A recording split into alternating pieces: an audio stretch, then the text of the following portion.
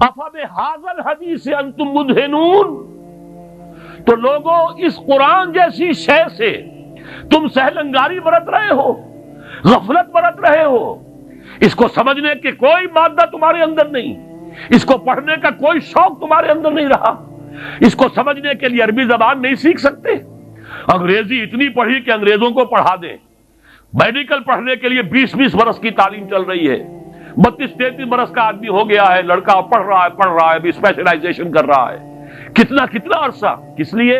کچھ دنیا کما لو گے، کچھ پیسے زیادہ بن جائیں گے۔ ابھی آپ جو ہے MCS اور کتنی ہزار کی فیسیں جو ہے، لاکھوں تک کے اندر فیسیں دے کر لوگ جو ہے وہ پڑھ رہے ہیں، کس لیے؟ 15-20 ہزار کی ملازمت مل جائے گی۔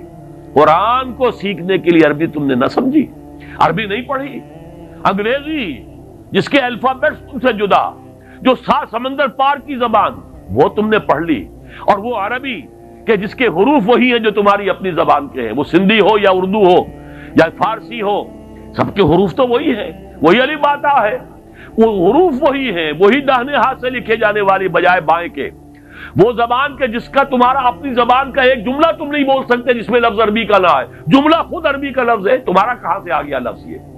لیکن وہ عربی زبان نہیں سیکھی کہ قرآن اپنی آنکھوں سے پڑھ سکے، اتنی عربی نہیں سیکھی کہ قرآن مجید جو ہے وہ سیدھا آپ کے ذہن اور دل میں اتر جائے۔ اس لیے کہ جب آپ قرآن پڑھیں اور ترجمہ دیکھیں تو ترجمہ جب آپ پڑھ رہے ہیں، قرآن نہیں پڑھ رہے، آپ تو مترجم کو پڑھ رہے ہیں، اپنی آنکھ سے قرآن نہیں پڑھ رہے، آپ مترجم کی آنکھ سے قرآن پڑھ رہے ہیں۔ اور دوسری بات یہ نوٹ کر لیجئے کہ جب ایک دفعہ آپ نے آیت پڑھی، اب ترجمہ دیکھا، پھر وہاں لگا ہوا نمبر 30، اب دیکھا آپ نے حاشیے میں نمبر 30 کہاں، پھر اس کی کوئی وضاحت پڑھی، قرآن کا تسلسل ٹوٹ گیا، قرآن کی تاثیر اب نہیں آئے گی۔ قرآن کی تاثیر جب آتی ہے جب براہ راست آپ کے اوپر، آپ کے ذہن اور قلب پر قرآن نازل ہو رہا ہو، ترجمے کا بیریئر درمیان میں نہ ہو، یہ پردہ آپ کے اور قرآن کے درمیان حائل نہ ہوئی تو پردہ ہے، اور کوئی ترجمہ جو ہے قرآن کا قائم مقام نہیں بن سکتا۔ یہی وجہ ہے کہ ہمارے علماء کا فیصلہ رہا ہے، آج تک اس پر قائم ہے، کہ مجرد ترجمہ کبھی شائع نہیں کیا جانا چاہیے، متن کے ساتھ ترجمہ ہو، اس لیے کہ قرآن عربی زبان میں ہے، قرآن تو متن ہے، اس کا ترجمہ قرآن نہیں ہے۔ کسی نے کوئی غلطی کی ہو، کسی نے اپنی ذہن کے مطابق تو بہترین کوشش کی ہے، لیکن یہ کہ قرآن مجید اس کا قائم مقام نہیں بن سکتا ترجمہ۔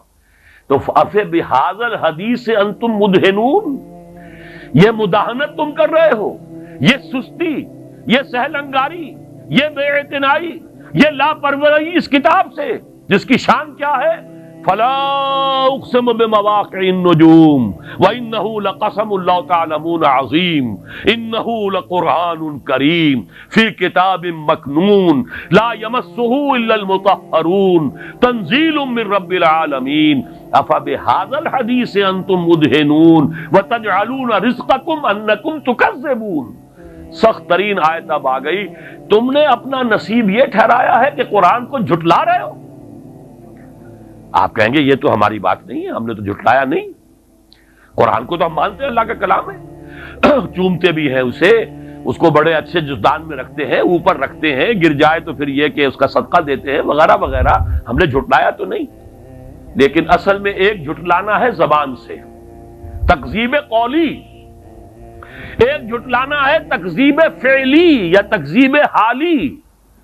اگر آپ اسے پڑھتے نہیں، سمجھتے نہیں، اس پر عمل نہیں کرتے، اسے اپنا امام نہیں بنایا تو جھٹلا رہے ہیں آپ اس کو۔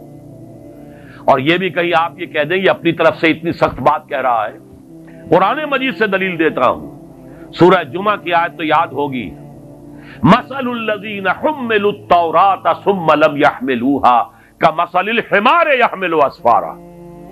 میں تم سے پہلے ایک امت تھی، وہ امت مسلمہ، میں وہ آیت آپ کو سنا چکا ہوں، 2 دفعہ آئی ہے، سورہ بقرہ کے 6 رکوع کی پہلی آیت بھی وہی ہے اور 15ویں رکوع کی پہلی آیت بھی وہی ہے، ایگزیکٹلی وہی، یا بنی اسرائیل اذکروا نعمتی التی انعمت علیکم وانی فضلتکم علی العالمین۔ لیکن وہی امت ہے جس کے بارے میں فضربت علیہم الذلۃ والمسکنۃ وباؤوا بغضب من اللہ، ان کی بے عملی کی وجہ سے، اور ان کے بارے میں یہ آیت آئی مثل الذین حملوا التوراۃ، جو حامل تورات بنائے گئے تھے، ثم لم یحملوها، پھر انہوں نے اس کا حق ادا نہیں کیا، ذمہ داری ادا نہیں کی۔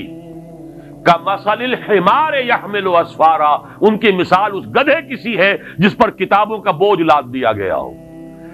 گدھے کے اوپر پیٹھ باندھ کے ایک گٹھڑی باندھ کر رکھ دیجیے سائنس کی کتابوں کی، آئنسٹائن کی تصنیف کی یا مکالمات فلاطون، اس سے گدھے کو کوئی فائدہ ہوگا؟ گدھا تو گدھا ہی رہے گا۔ کتابیں آپ نے لاد دی ہیں اس پر فلسفے کی اور سائنس کی اور منطق کی اور ہدایت کی۔ تو یہ مثال ہے، اب دو نوٹ کیجئے، یہ مثال ہے کس کی؟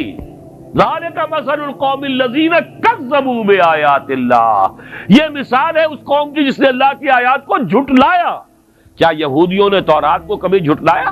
نہیں، مانتے رہے یہ خدا کی کتاب ہے، آج بھی مانتے ہیں، آج بھی پڑھتے ہیں اس کی تلاوت کر کر کے۔ کبھی آپ نے ٹیلی ویژن پر دیکھا ہوگا جو ویلنگ وال ہے بیت المقدس میں، جو ان کا پرانا جو ہیکل تھا اس کی ایک دیوار سالم کھڑی ہے، باقی تو پورا ہیکل جو زمین بوس ہے، گرا ہوا ہے۔ وہاں تو اب قبۃ الصخرہ بھی بنا ہوا ہے اور مسجد جو ہے مسجد اقصیٰ بھی بنی ہوئی ہے، اور وہ اس کو گرانے کے درپے ہے تاکہ اپنا ہیکل دوبارہ بنائے۔ 2 مرتبہ گر چکا ہے تاریخ میں، اور اب 1929 برس سے گرا ہوا ہے۔ سن 70 عیسوی میں ٹائٹس رومی نے اسے گرایا تھا اور آج تک وہ گرا پڑا، صرف ایک دیوار ہے اس کی سالم۔ وہاں جاتے ہیں، ٹکرے مارتے ہیں، پڑھتے ہیں، اور تورات جس طریقے سے پڑھ رہے ہوتے ہیں وہ جیسے ہم قرآن مجید پڑھتے ہیں، حفاظ کو آپ دیکھتے ہیں جھوم جھوم کر اور ہل کر پڑھتے ہیں، ایسے پڑھتے ہیں۔ تو تورات کو جھٹلایا اس معنی میں نہیں کہ انہوں نے یہ کہا یہ اللہ کا کلام نہیں ہے، جھٹلایا عمل سے، جب اس پر عمل نہیں کیا تو جھٹلایا۔ یہ ہے وہ تکذیب فعلی، تکذیب حالی جو آج مسلمان کر رہے ہیں۔ کہاں ہے قرآن کا نظام؟ کہاں ہے قرآن کا قانون؟ کہاں ہے وہ غیر سودی معیشت؟ کہاں ہے وہ پردہ، وہ حجاب، وہ حیا، وہ ستر؟ کہاں ہے؟ وہاں تو مسلمان ملک ہے، بڑا چوٹی کا ملک ہے، اور ہمارے مشرف صاحب نے بھی کہا کہ اتا ترک جو ہے میرے آئیڈیل ہیں۔ وہاں تو برقع تو خیر دور کی بات نہیں، وہ تو زبردستی اتا ترک نے اتروایا تھا، ترک قوم کا، ترک خواتین کا۔ آج تو سر کے اوپر سکارف نہیں رکھ سکتی وہ۔ ایک خاتون آ گئی تھی پارلیمنٹ کی ممبر بن کر جس نے سر پہ رومال باندھا ہوا، بس اتنا، اس کے بنا پر اس کی پارلیمنٹ کی ممبرشپ بھی ختم، اس کی نیشنلٹی بھی ختم۔ یہ حال تو کہاں ہے وہ نظام؟ قرآن تو کہیں نہیں۔ یہ تکذیب ہے قرآن کی جو ہم کر رہے ہیں۔